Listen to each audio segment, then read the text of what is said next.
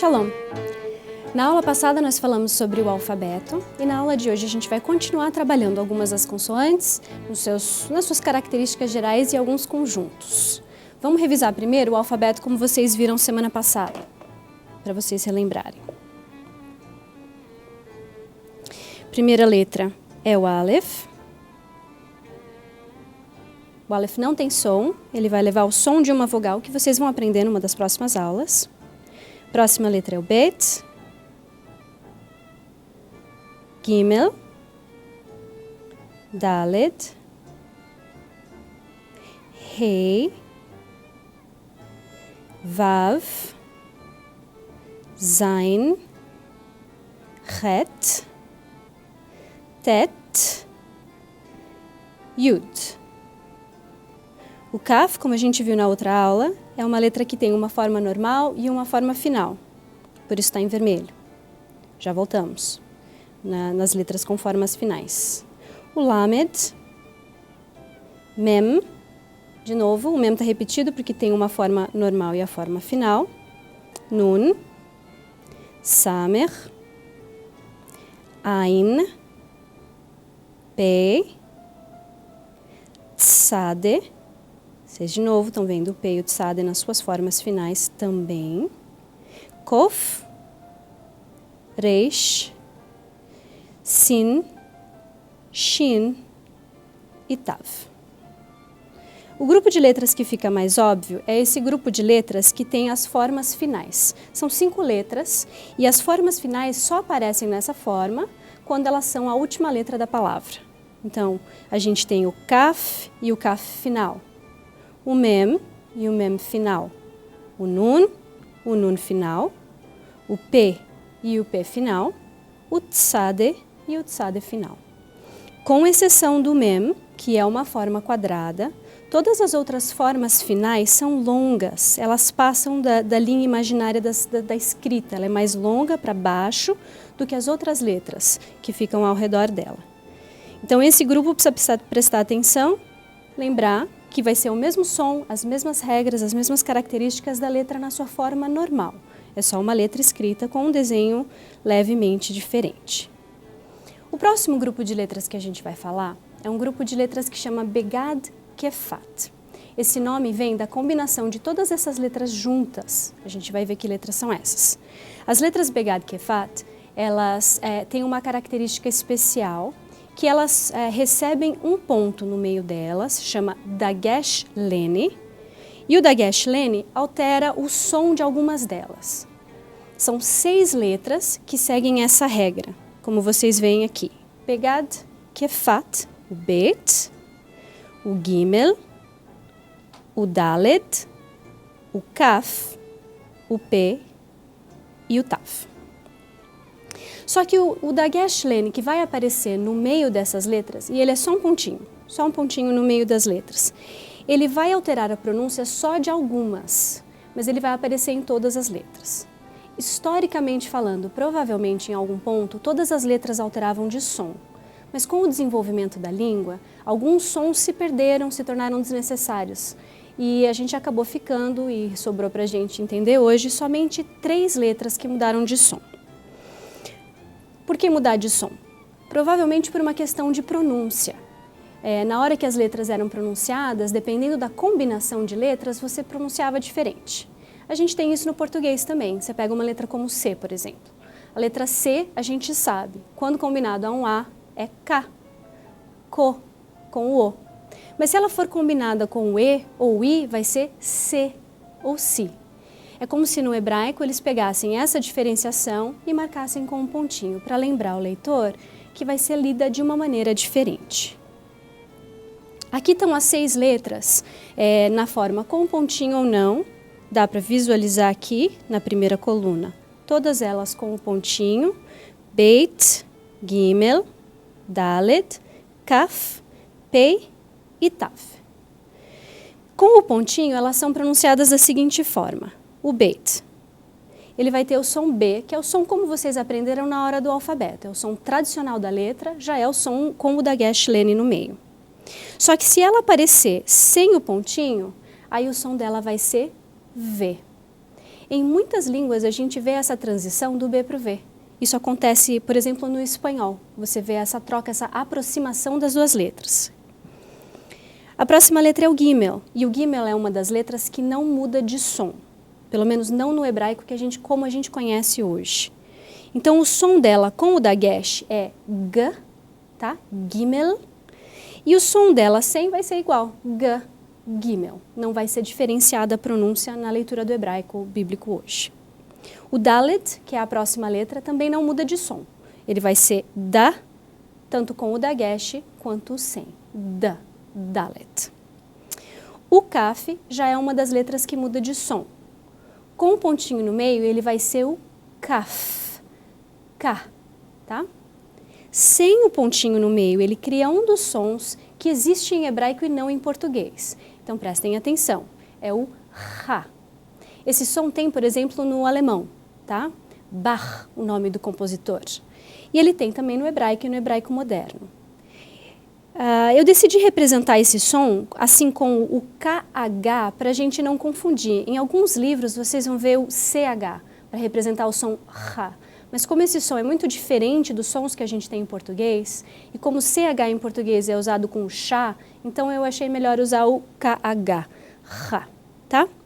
Então, com pontinho K, sem pontinho, Ra. O P, que é a próxima letra, também muda de som. O P com pontinho é o P, tá? A maneira como a gente aprende, como eu disse, é já considerando o dagesh dentro da letra. Mas sem, ele passa a ser o Fá, tá? A letra não muda de nome, é só o som da letra que muda. Então, P passa para Fá, Fê. A última letra é o Tav.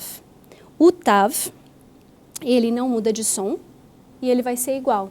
Tav com o dagesh lene dentro e Tav sem o dagesh lene dentro. Nessa próxima tabelinha, vocês veem exatamente em colunas as diferenças, as letras que mudam de som. O B, que passa para V. O Kaf, K, que passa para Ra, e o P, que passa para Fê. E as três letras que não mudam de som, o Gimel, o Dalet e o Tav. O próximo conjunto de letras que a gente vai falar são as guturais. As guturais são agrupadas juntas porque elas também representam sons que não existem na língua portuguesa. Aliás, são poucas as línguas que contêm esses sons, eles são sons difíceis de pronunciar.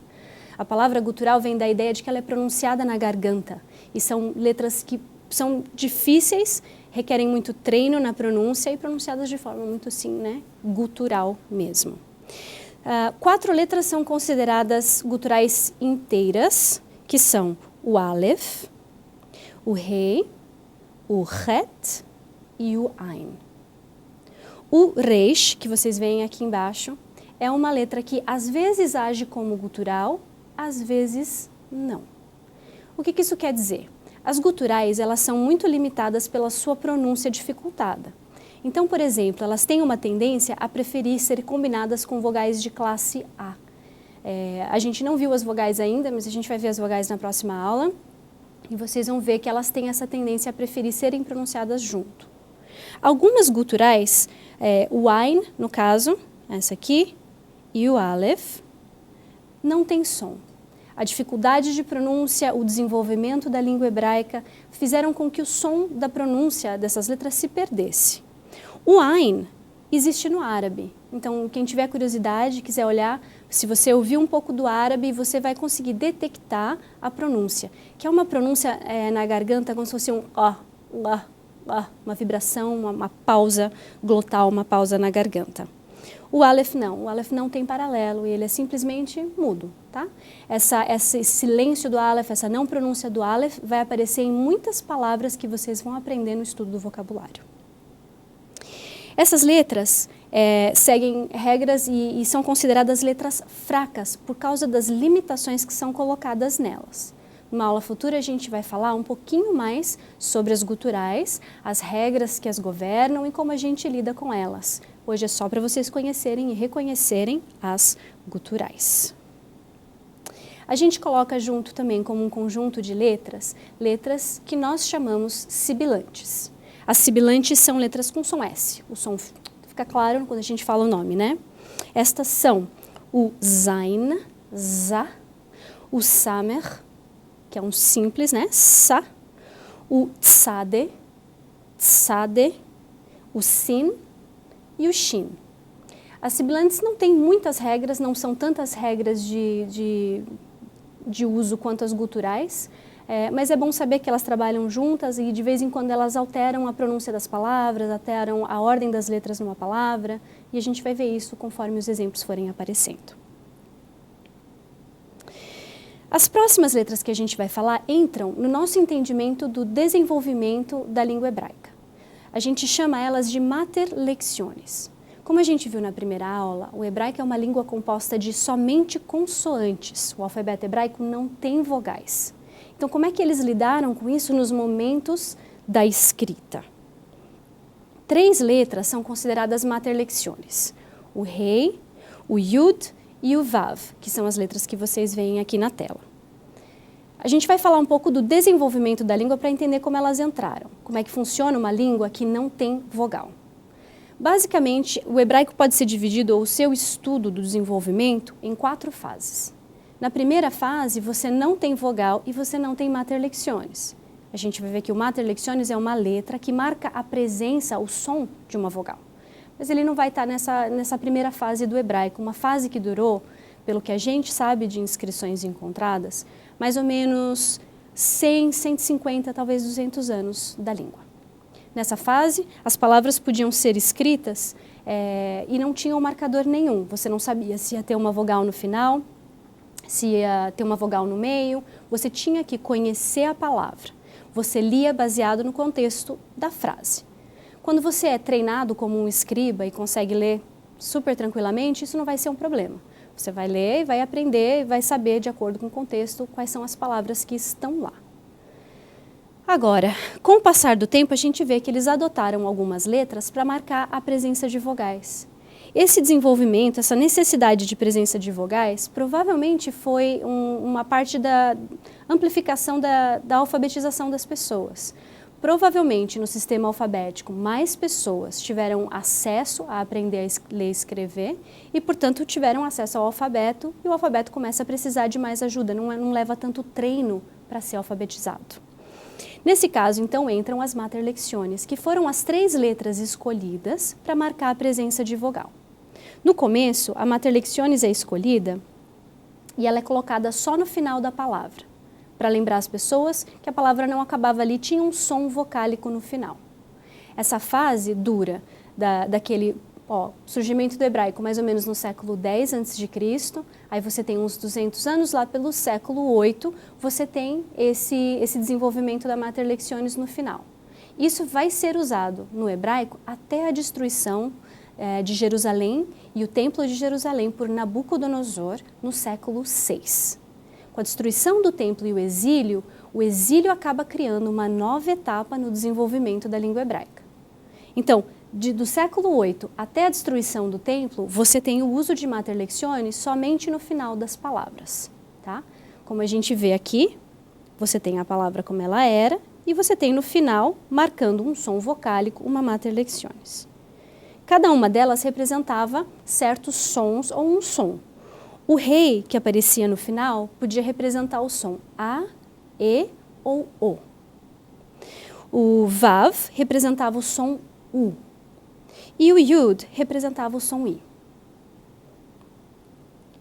Assim, voltando nessas palavras anteriores, a gente tem, por exemplo, em vez de Melech, Malká. Esse som A representado pelo rei no final da palavra. O nome de Salomão, Shlomo, é um nome que tem um rei no final. E é um rei que representa o som O. Lembra que a palavra vai ter uma continuação. Shlomo. A próxima palavra aqui, Dibru. Lembrando que no final da palavra, em vez de só davar ou dever, vai ter o som U. Dibru. E o som I, Tedabri, por exemplo. Então eu sei que a palavra é pronunciada com um I no final. Quando vocês aprenderem os verbos, vocês vão ver esses finais fazem diferença na conjugação dos verbos, no gênero e número dos verbos. Então fazia muita diferença na hora de falar e escrever você ter essa pronúncia colocada. Eu falei que depois do exílio você tem uma nova fase, uma terceira etapa do desenvolvimento da língua hebraica. Depois do exílio, as pessoas começaram a falar aramaico, uma língua que elas aprenderam na Babilônia. E uma geração cresce nesse ambiente da Babilônia, falando aramaico e sem tanto contato com o hebraico. Quando essas pessoas entram em contato novamente com o hebraico, elas não são tão fluentes. E elas estão tendo um pouquinho mais de dificuldade de ler o hebraico.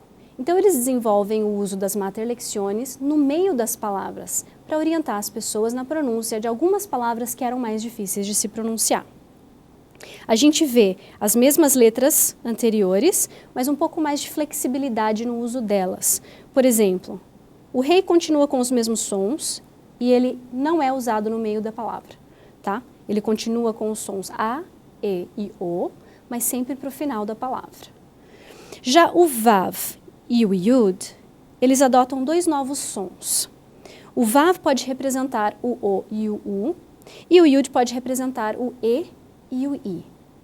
A partir daí, reconhecer qual desses sons está dentro da palavra vai depender do conhecimento da pessoa. Todas essas palavras estão em contexto, todas essas palavras estão numa frase, numa fala. Então não é dizer que você tem que adivinhar o significado, a pronúncia real da palavra, tá? No contexto, elas ficam sempre muito claras. A gente chega à quarta etapa do desenvolvimento do hebraico. Essa etapa é fundamental para a leitura que a gente faz do hebraico hoje em dia. Ela é um guia de pronúncia completamente detalhado. Eles são chamados Nikudim. O Nikudim foi desenvolvido centenas de anos depois do que o hebraico já tinha sido desenvolvido, na Idade Média. Todo o texto hebraico era preservado através da memorização oral do texto. Então as pessoas já tinham as mater lectiones, mas eram os rabinos, através da sua memorização do texto, que passavam de geração em geração a pronúncia correta de palavras. Principalmente depois da destruição do Templo de Jerusalém, que realmente dispersou os judeus, cada um aprendendo a língua de um novo lugar em que ele havia ido morar. Quando a gente chega então na Idade Média, você tem um número muito pequeno de pessoas que ainda conheciam a pronúncia do hebraico. Nesse momento, eles desenvolvem um sistema para preservar de uma vez por todas a pronúncia. Esse sistema, eu acho que eu já mencionei, chama Nikudim, que é a palavra que está aí. É uma palavra hebraica e ela é equivalente a uma pontuação. Muitas pessoas chamam isso das vogais no hebraico, mas na verdade isso é um guia de pronúncia. E ele foi desenvolvido muito cuidadosamente. Ele foi desenvolvido de um jeito para não ocupar o lugar de nenhuma letra, para que o texto não precisasse ser alterado. Ou seja, os pontos vão ao redor das letras que já estão escritas. Você não precisa reescrever o texto, uma técnica de preservação do texto exatamente como ele era, para que ele tivesse a mais alta qualidade de transmissão. No sistema de Nikudim, então a gente vê esses pontinhos que estão aparecendo aqui embaixo da letra. E até o dagesh, que eu falei para vocês hoje, o dagesh lene, ele também é um desses pontos. Eles foram adicionados na Idade Média pelos rabinos para que as pessoas pudessem ler as palavras. Cada Nikudim, cada Nikud vem depois da consoante que ele está sendo pronunciado junto dela, né? Então aqui a gente tem Yud, Dalet, Beit e Resh. Mas na hora de ler usando os Nikudim, eu posso dizer Yedaber. Tá? Esse sistema, que foi adotado para a Bíblia hebraica toda, foi então preservado e passado de geração em geração e está presente nas Bíblias hebraicas de hoje. O hebraico moderno acabou desenvolvendo um sistema muito mais baseado nas mater lectiones do que nos Nikudim. Então eles não usam os Nikudim, não tem pontuação vocálica no hebraico moderno. Mas todas as Bíblias hebraicas contêm essa pontuação, esse guia de leitura, que ajuda a gente a saber exatamente como pronunciar cada uma das palavras. Lembrando que isso é uma tradição que foi passada de geração em geração de uma forma oral. Eu queria ler um pouquinho com vocês hoje uns versos. Queria que vocês tivessem uma ideia de como é que é o som das palavras em hebraico e o som de um texto lido completamente em hebraico. A gente vai ler os versos de Gênesis 1 até 5. Vem aqui comigo, eu vou sentar com vocês para a gente ler esse texto juntos. Prestem atenção na pronúncia, se você tiver uma Bíblia hebraica, você pode acompanhar. Se você quiser, o propósito hoje é muito mais pelo som, só para vocês ouvirem como é que é o hebraico lido. Vou estar lendo então do começo, Gênesis 1, versos 1 a 5. Bereshit bara Elohim et hashamayim ve'et haaretz. Ve'haaretz haita tohu vavohu ve'choshech al penei tehom. Ve'ruach Elohim merachefet al penei hamayim. Vayomer Elohim yehi or, vaihi or. Vayar Elohim et haor kitov. Vayavdel Elohim ben haor uven hachoshech. Vaikra Elohim laor yom, velachoshech kara laila. Vaihi erev, vaihi boker, yom ehad. Eu gosto do som do hebraico. Eu gosto do som, eu sempre me apaixonei pelas letras, pela maneira como ele é ouvido. Existem inúmeras gravações que vocês podem achar na internet, de pessoas que fizeram gravações até de canções, de rabinos lendo o texto hebraico na sinagoga. Tem toda uma cantilação que vai com eles, que vocês podem tentar encontrar para complementar o estudo de vocês. A primeira palavra da Bíblia hebraica é Bereshit. Bereshit significa no princípio, no começo. Esse também é o nome do livro de Gênesis, representando que o livro de Gênesis é o começo. Bereshit bara Elohim et hashamayim ve'et haaretz.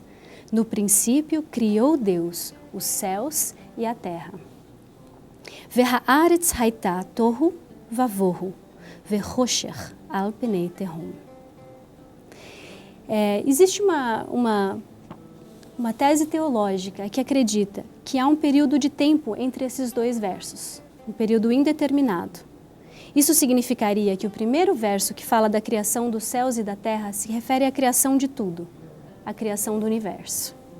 E que depois o autor decide se focar num momento específico, que é a criação deste planeta, a criação da Terra. A gente vai estar lendo muito mais aqui de Gênesis 1 e falando um pouquinho mais do texto, não tanto num aspecto de criação ou de origens, mas muito mais num aspecto textual. Como é que o autor escreve, o que ele está pensando quando ele escreve. Essa técnica, por exemplo, de dar um panorama geral e depois dar como se fosse um zoom, é muito comum no texto hebraico. Está aqui o panorama geral, agora deixa eu mostrar um detalhe de tudo isso que foi criado, que é exatamente o que a gente vê nesse texto aqui. Bom, por hoje é só. Eu espero que vocês tenham curtido a aula, que vocês estejam treinando o alfabeto e a gente volta para uma próxima aula para ensinar para vocês os Nikudim. A gente vai aprender os pontos de leitura para você poder começar a praticar a sua leitura também. Obrigada e até a próxima!